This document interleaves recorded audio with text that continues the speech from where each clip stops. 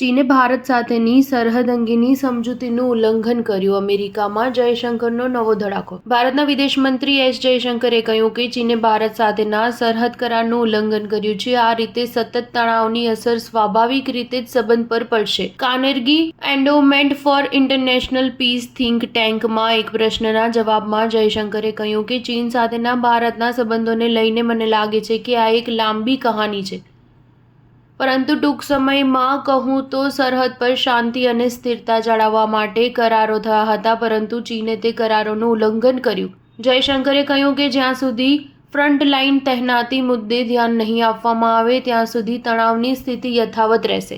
એટલે કે સ્વાભાવિક રીતે અન્ય પ્રકારના સંબંધો પર તેની અસર દેખાશે. એટલા માટે છેલ્લા 4 વર્ષથી અમારા અને ચીનના સંબંધો સારા નથી.